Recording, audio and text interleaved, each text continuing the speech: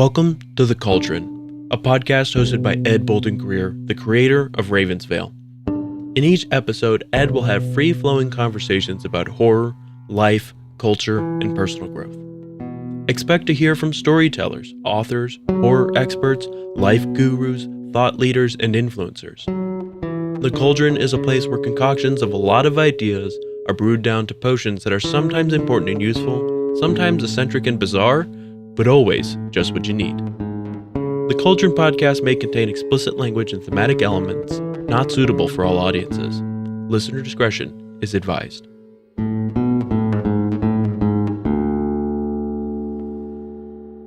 Well, hey there, family. Welcome back to another episode of the Vail Cauldron.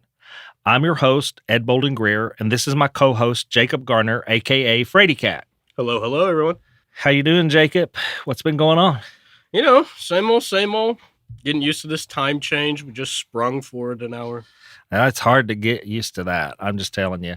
I realize I get an hour less sleep, and that's just killed me. Didn't they signed some legislation, I think next year or this year, right? We're going to stop doing that? They say, but they haven't got an implementation plan from what I understand. Well, I'm ready for it. I am too. It's been a really busy week. Yeah, it has. I'm just telling you, we had graduation on Sunday and we had a new class start Monday, so we really haven't had any downtime. Well, I was wondering, how was your birthday this week? Oh, it was great. We, on Thursday, we went to Polancho's. Imagine that. I know, right? We also went after graduation too, but we went to Polancho's, and to my surprise, there was a whole group of my friends and colleagues that were there.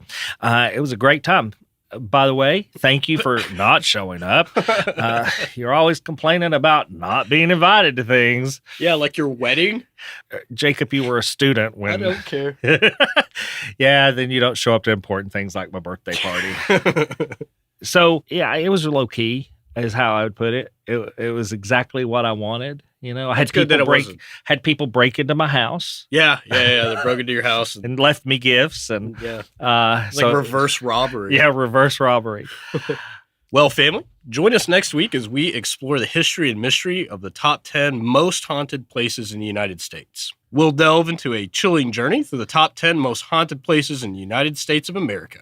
From eerie asylums to ghost-ridden houses, these locations are steeped in mystery and spine-tingling tales. So buckle up and prepare for an adventure that's sure to send shivers down my spine. You're such a fraidy cat. Oh, yeah. I think it's going to be convenient because after we build this list, I'll know exactly the places I'm never going to go to. Or are you going to go to them? Oh, God.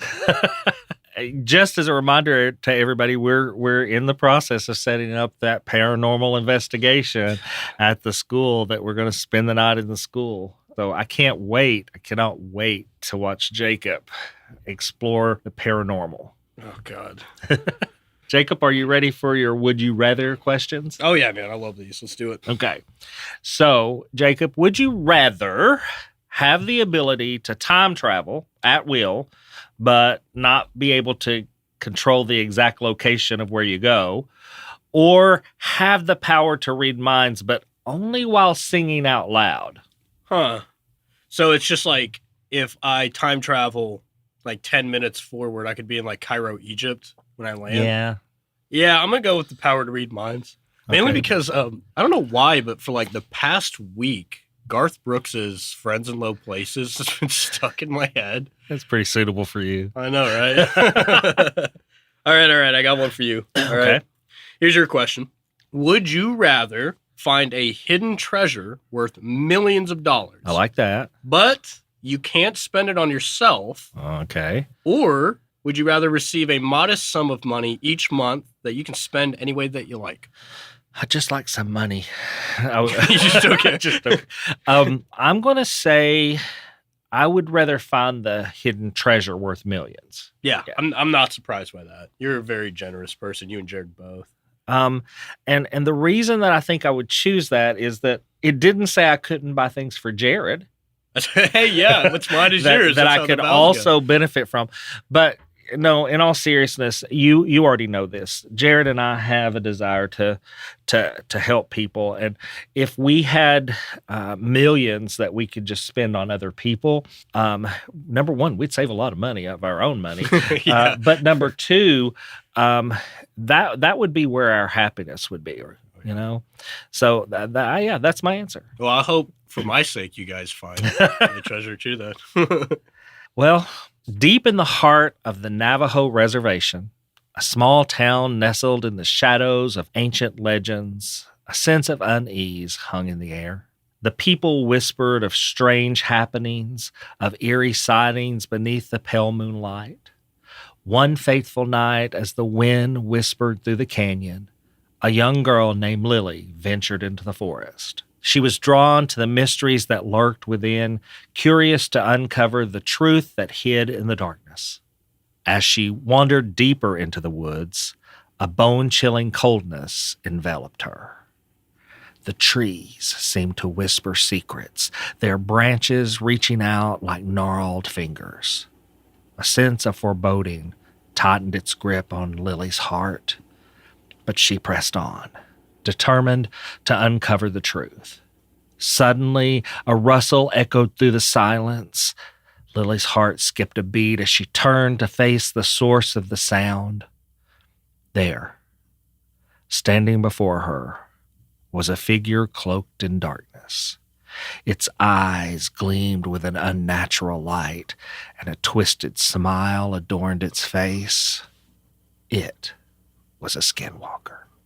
Fear paralyzed Lily's body as the creature began to transform.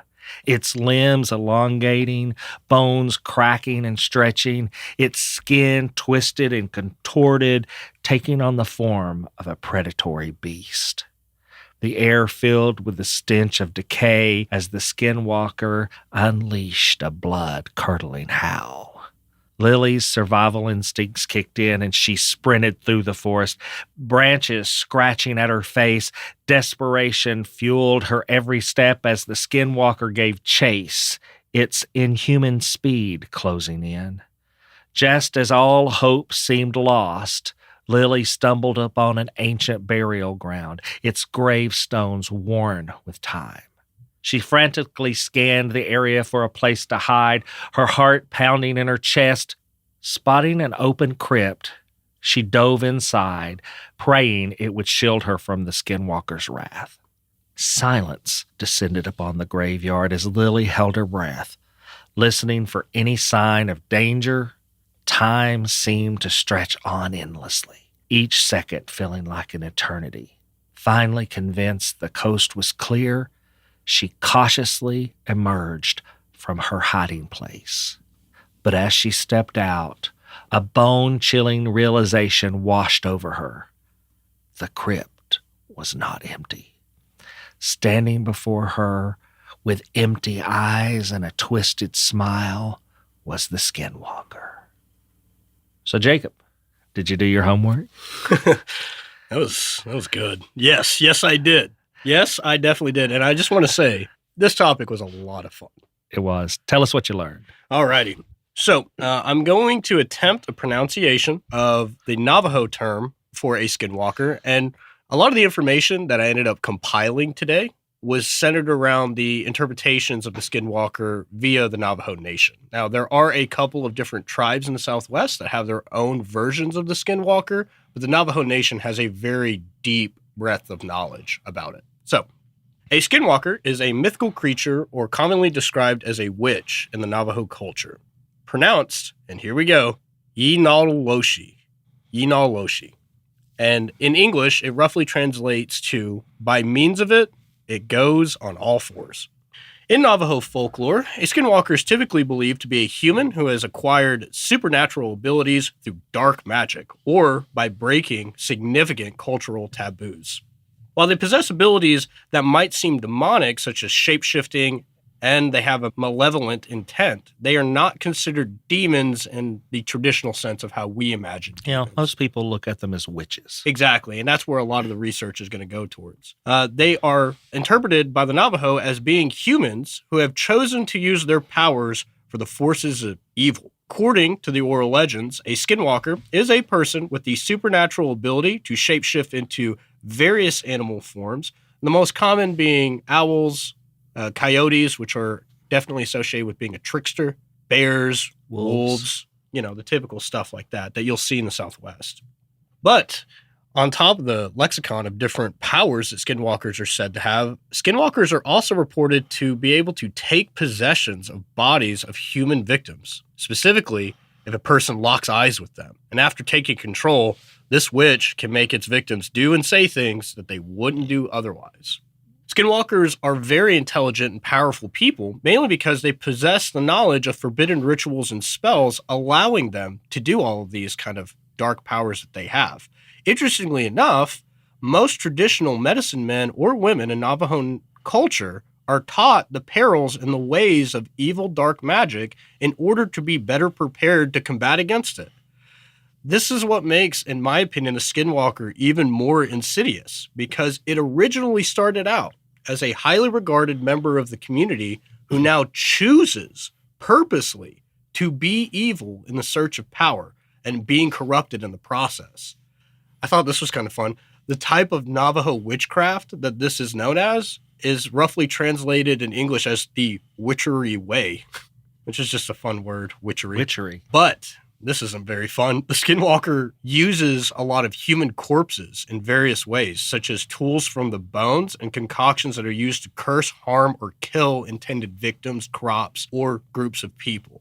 The cool thing about being a skinwalker is that it's not restricted by gender. You could be either male, female, or anything in between, but more often than not, skinwalkers are associated with being male in a lot of the folklore that I found. And this is something I find really kind of unsettling. They walk freely among the tribe during the day and secretly transform under the cover of night. That's something that is a reoccurring theme in the research that I found. The part that scares the Navajo the most about skinwalkers is that it could be you. Yeah. It could be a guy or a woman that we get to make traditional herbs and medicines, lead a lot of ceremonial rituals and stuff, but under the cover of night when nobody's paying attention. They kind of have like a Dr. Jekyll, Mr. Hyde thing going on. Yeah, it could be your co-host. So how do you become a skinwalker?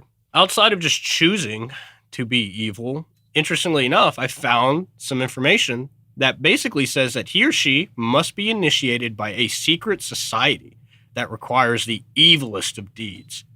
In the Navajo culture, one of the most unforgivable crimes that you can do is killing a close family member, most often a sibling, okay? After completing this task, this individual acquires supernatural powers. And we've gone over that they can transform into various different animals, but they kind of have to wear the skins of the animals they transform into, like the pelts, hence the name Skinwalker. Right. One of the things you talked about that they can control people, but they can also take on the appearance of people. Yeah. In a lot of the folklore, making you believe that you've had an encounter with an individual when in fact it was a skinwalker. Yes. And that's something that I couldn't find a direct connection on how they feel about it, but to my understanding, this idea of killing a family member or a sibling, if the skinwalker transforms into your brother, right, even though he has no relation to you, by still carrying out the act, the person being murdered believes it's their brother, and that's an unforgivable crime. So that's kind of how they gain their power, which I thought was interesting. But on top of just wearing skins of the animals that they transform into, sometimes they're depicted as wearing animal skulls or antlers on top of their heads, giving them more power. They then can choose what animal they want to turn into, depending on the ability that they need for a particular task. Most often than not, it's either going to be inhumane speed, strength, endurance, stealth, claws, teeth, etc. But more often than not, they transform into animals to escape from pursuers.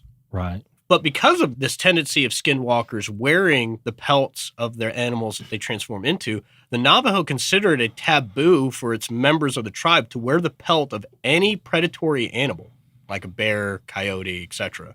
However, sheepskin leather and buckskin are completely acceptable. It is said that in addition to be able to shapeshift, the Skinwalker can also control the creatures of the night. It can coordinate with a pack of wolves to hunt somebody down. It could get owls to scan overhead and find somebody who's hiding.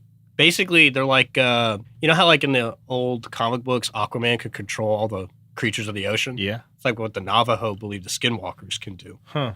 It's reported, too, that some Skinwalkers can call up the spirits of the dead and reanimate corpses to attack their enemies, kind of like a zombie sort of situation. And because of this combination of both evil spirits under their bidding, animals under their bidding, the members of this tribe rarely ventured out alone. But once they shapeshift, others could tell that they were not real animals. And here's how. They say that their eyes are very different from a traditional animal. Instead, the eyes on the animal will look very human, kind of an uncanny similarity. And when the lights shine on them, either by the glow of a fire or from a flashlight, they turn bright red. Alternatively, with their eyes looking more like humans when they're animals, when they're in human form, they have the eyes of a predator. That's what they report. That's interesting.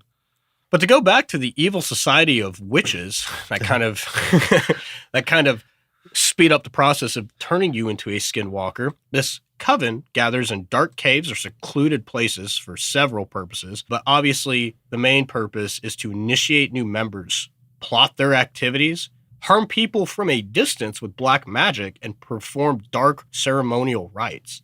These ceremonies have similarities to other tribal affairs, including dancing, feasts, rituals, sand painting, which I thought was really cool, but they're corrupted with dark connotations. The evildoers are said to engage in necrophilia with female corpses, commit cannibalism, grave robberies, and even incest, apparently. During these gatherings, the skinwalkers shapeshift into their animal forms or just simply walk around naked, wearing only beaded jewelry and ceremonial paint, most oftentimes being painted with the blood of their victims. The leader of the skinwalkers is usually an old man who is a very powerful and long-lived skinwalker.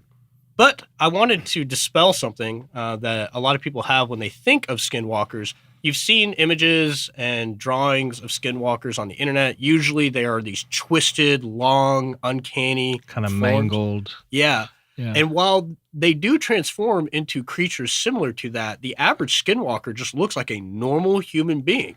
Right. Kind of like your co-host. Kind of. A normal human being. I'm not going to make direct eye contact with that this entire time.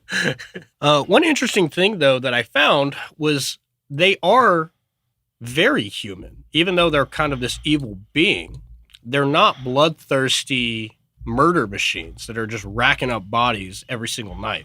Like humans, they do kill, but like humans, they have motivations for their acts of aggression. Most often than not, most skinwalkers kill for power and revenge.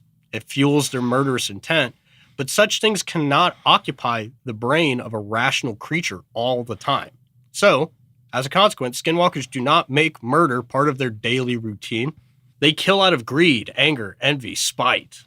They're also reported to rob graves for personal wealth, collect much-needed ingredients for black magic use. These witches also live on the unexpected deaths of their victims, and they must continually kill or perish themselves. Again, the time frame on how often a skinwalker needs to kill to gain this evil life force varies. I've seen once a week.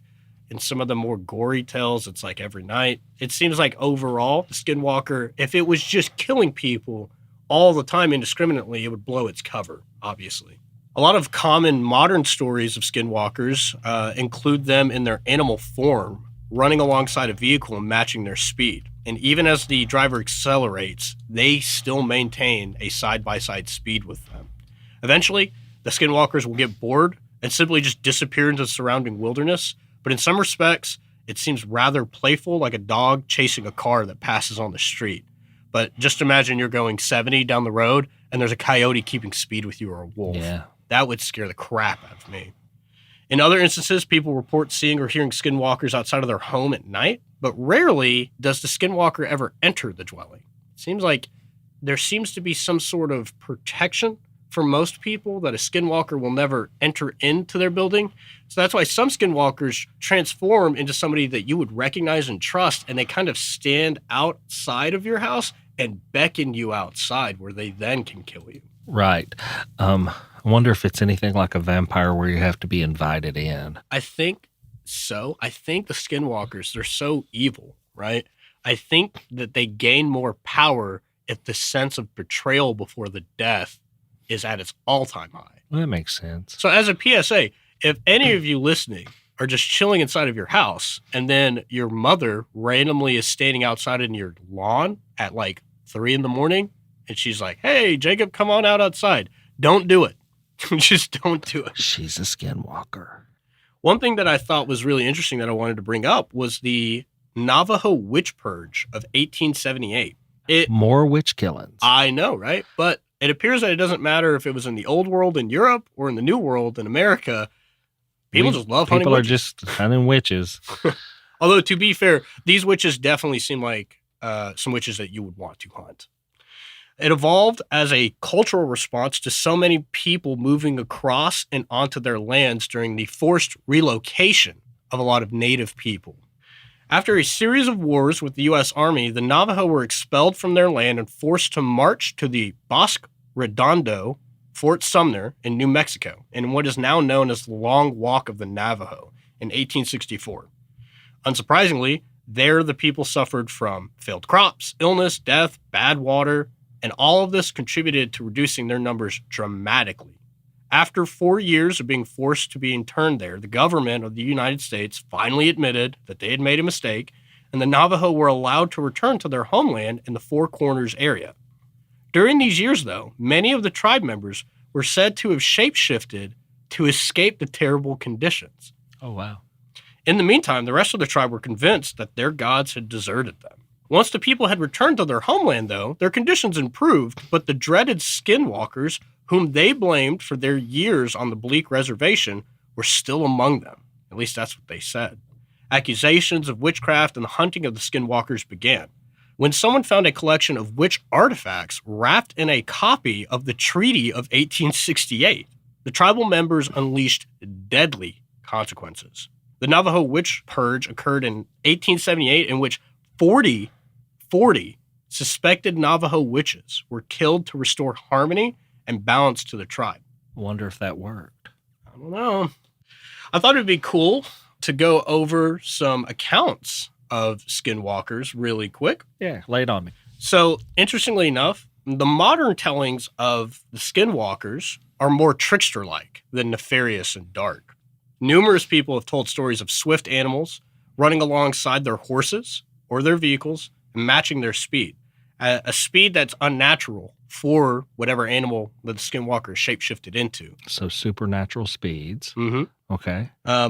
Along the way, though, there have been instances where the animals sometimes mid-movement turn into a man and then start banging on the hood of the vehicle before transforming into an animal and flying off. That would be... That would mess me up. That scared the shit out of me, dude.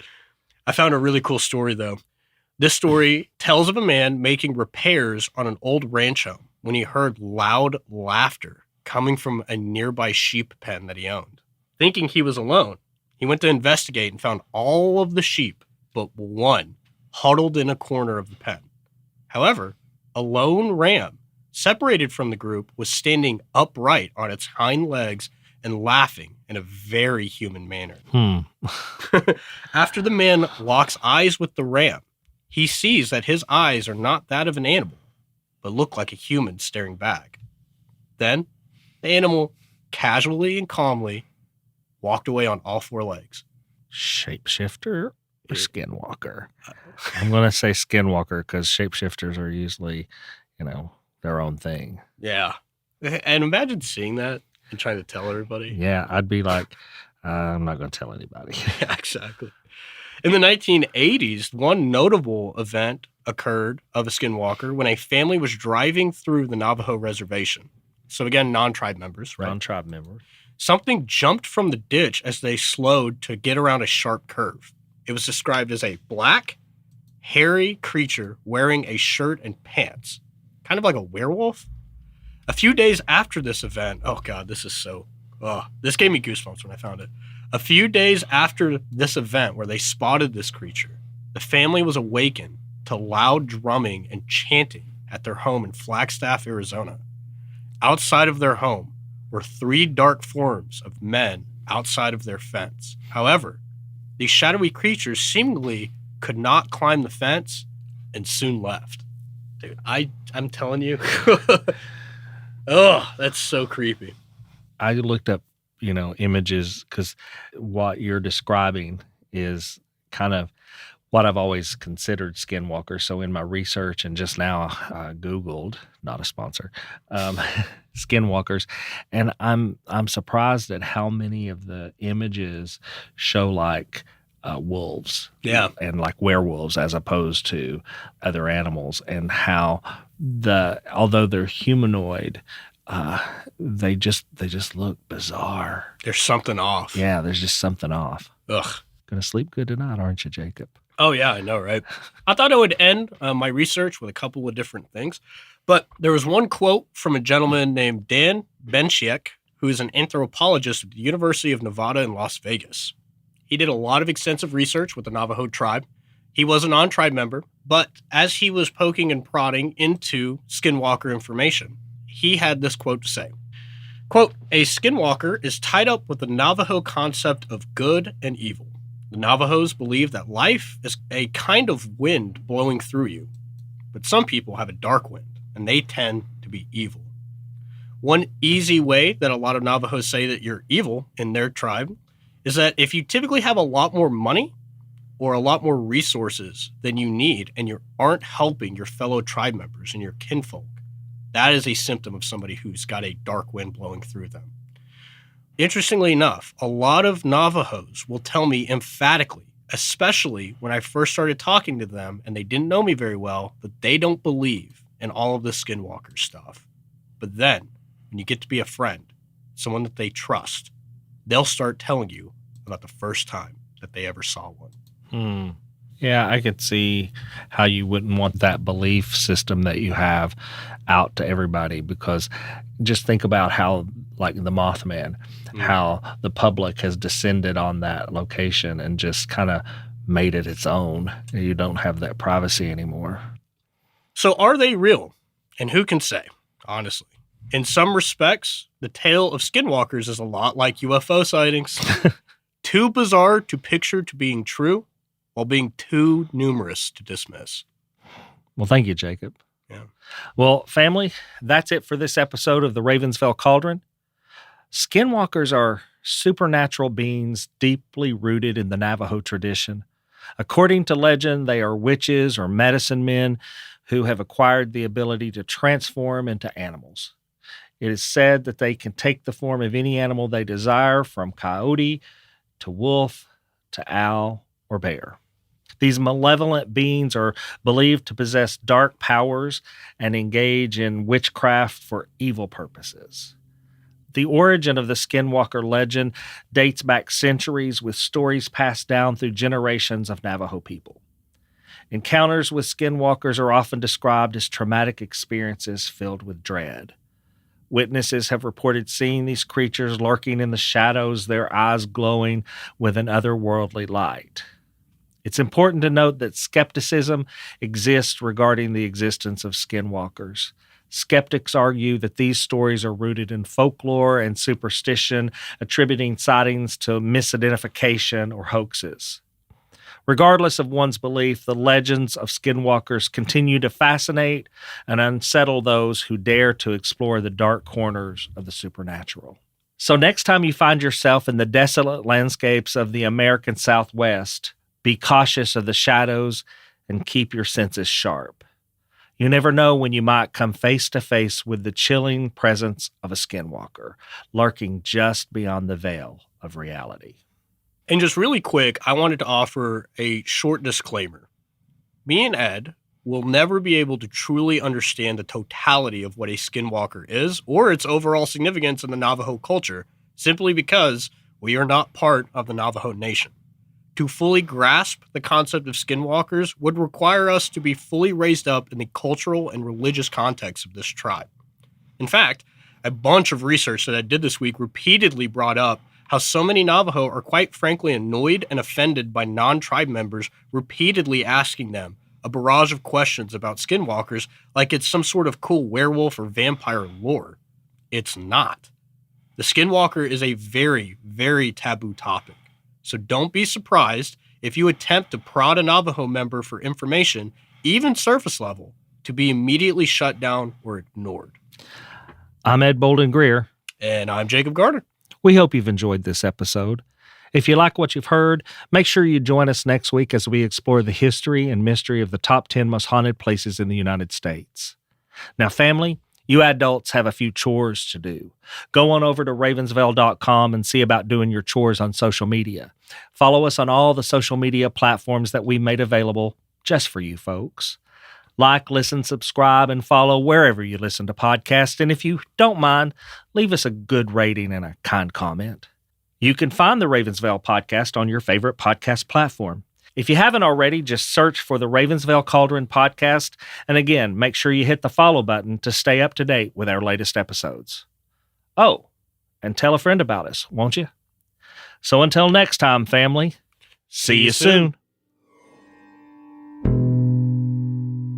The Ravensvail Cauldron is a production of Small Raven Media. Today's episode was hosted by Ed Bolden Greer with co-host Jacob A. Garner. Audio engineering and sound design by Nick Devan at Nicky D Sound. Copyrighted 2024 Small Raven Media. All rights reserved.